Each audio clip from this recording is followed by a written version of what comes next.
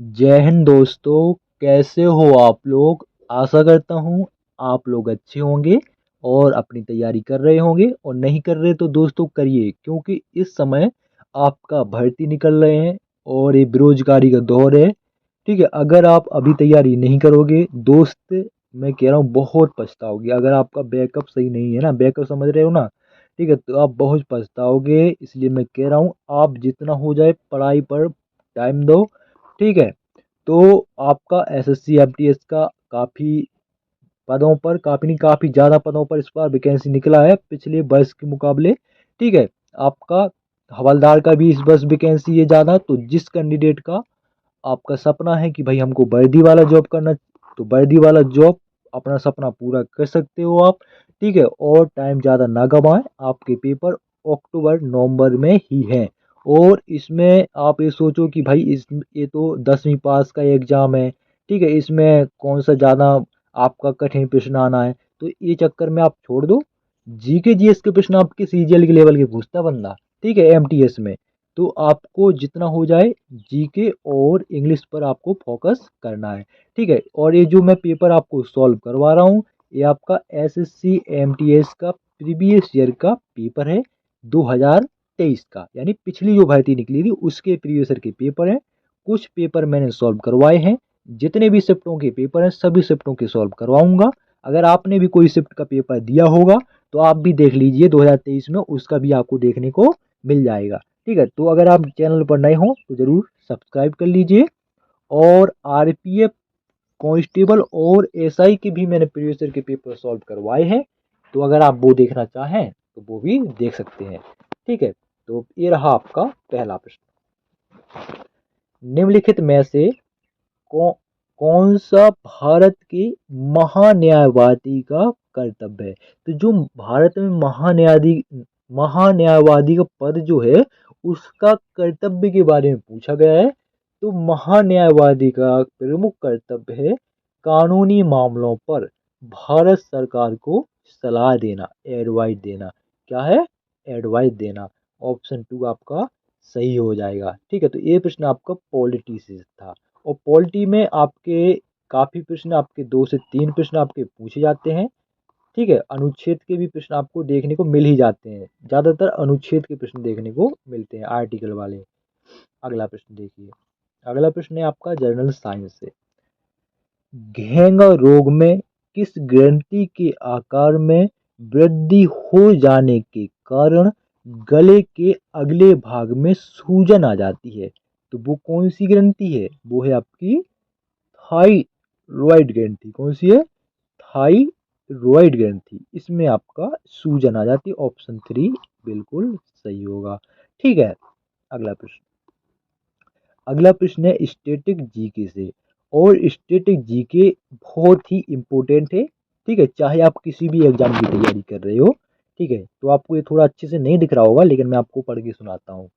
निम्नलिखित में से कौन कथक केंद्र के निदेशक थे? कथक जो आपका शास्त्रीय नृत्य है ना उत्तर प्रदेश का, तो उसी के बारे में पूछ रहा है कि कथक केंद्र के निदेशक थे।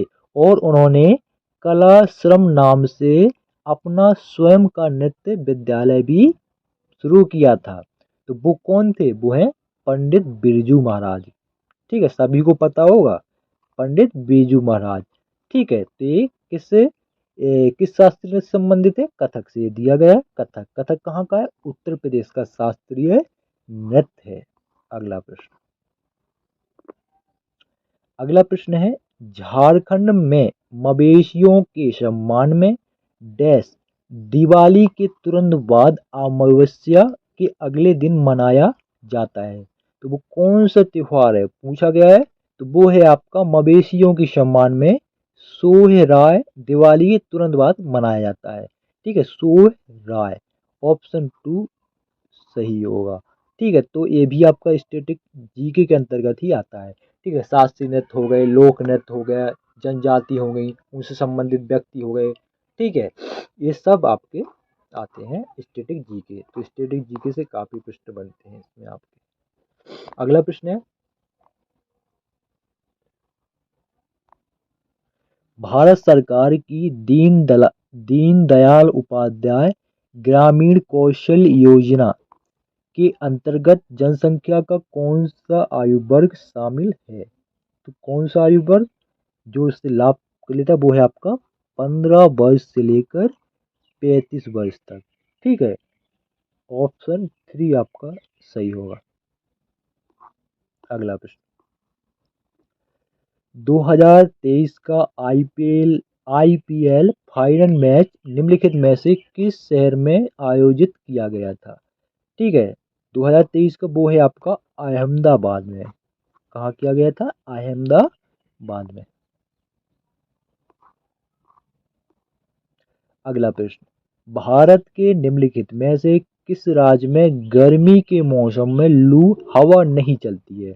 तो वो है आपका गोवा में, क्योंकि गोवा में जो मौसम रहता है चाहे वो ठंडी हो या आपका गर्मी हो, एक जैसा रहता है। ठीक है, एक जैसा रहता है, ना तो वहाँ पर ज़्यादा ठंडी पड़ती है और ना ही ज़्यादा वहाँ पर गर्मी पड़ती है। ठीक है, तो लू कहाँ पर लगती है? जहाँ पर ज़्यादा गर्मी होती है, राजस्थान हो गया अपना, उत्तर प्रदेश में भी, मध्य प्रदेश में भी। ठीक है, लेकिन गोवा में एक जैसा मौसम रहता है। अगला प्रश्न, बजट घाटा क्या है? इसकी परिभाषा क्या है, किसे कहते हैं बजट घाटा? तो वो है आपका बजट घाटा जो है राजस्व पर सरकारी व्यय की अधिकता, ये आपका बजट घाटा कहलाता है। ऑप्शन सी सही होगा।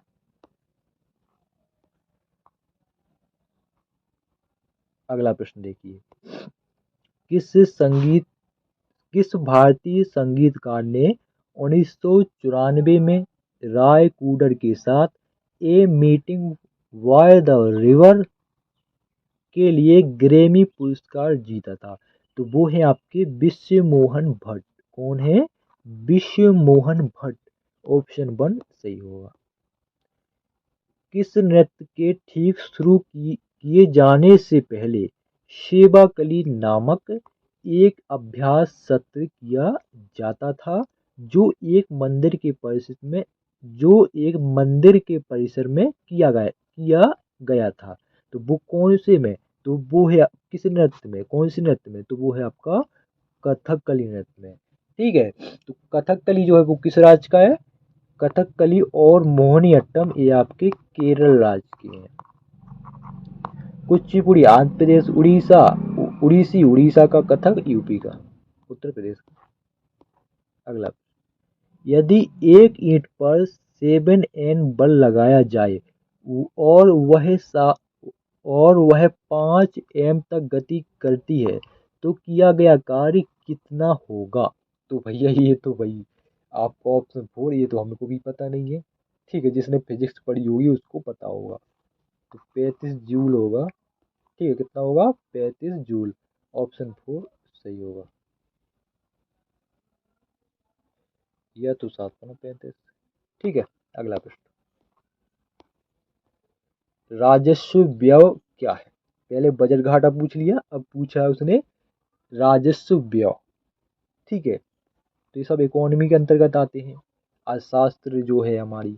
तो राजस्व व्यय जो है वो आपका दिन प्रतिदिन के सरकारी कार्यों पर व्यय की गई धनराशि, ये आपका राजस्व व्यय या राजस्व खर्च कहलाता है। अगला प्रश्न देखिए, अगला प्रश्न है, पवित्र पर्वत कैलाश भारत के किस पड़ोसी देश में स्थित है? तो वो है आपका चाइना में। कहाँ पर है? चाइना पर। अगला, नौजवान भारत सभा के संस्थापक कौन थे? तो नौजवान भारत सभा के संस्थापक भगत सिंह जी थे। ठीक है, ऑप्शन सरदार भगत सिंह। अगला प्रश्न, माई स्टोरी किस महिला लेखिका की आत्मकथा है? तो जो माई स्टोरी जो है वो आपका कमला दास की है। अगला प्रश्न देखिए, निम्नलिखित में से कौन सा मौलिक कर्तव्यों के अंतर्गत नहीं आता है? तो वो है कर का भुगतान करना, ये आपका मौलिक अधिकारों के अंतर्गत नहीं आता है। भिटारी मंदिर किस राज्य में स्थित है? ये आपका उत्तर प्रदेश में स्थित है। अगला प्रश्न, देश के सिद्धियों की सांस्कृतिक विरासत लगभग 300 वर्ष पुरानी है और उनका सिद्धि धमाल नृत्य एक उत्कृष्ट कला शैली है। तो किसकी? गुजरात की। किसकी है? गुजरात की। अगला प्रश्न देखिए, अगला प्रश्न है, निम्नलिखित में से किस स्थान पर मानसून के मौसम के दौरान सबसे कम वर्षा होती है? तो कहाँ पर? वो है आपका लेह। कहाँ पर है? लद्दाख में, लेह लद्दाख। ठीक है, तो ऑप्शन 2 आपका सही होगा। अगला प्रश्न, निम्नलिखित में से किस संस्थान ने खेलो इंडिया यूनिवर्सिटी गेम्स के तीसरे संस्करण में अधिकतम पदक जीते? तो वो है आपका पंजाब यूनिवर्सिटी। किसने जीते? पंजाब यूनिवर्सिटी ने जीते। अगला प्रश्न, अखिल भारतीय मुस्लिम लीग ने किस वर्ष देश के उत्तर पश्चिमी और पूर्वी क्षेत्रों में मुसलमानों के लिए स्वतंत्र राज्य की मांग का प्रस्ताव किया था? तो वो कब किया था? 1940 में किया था। किसने किया था? मुस्लिम लीग ने। अगला प्रश्न देखिए,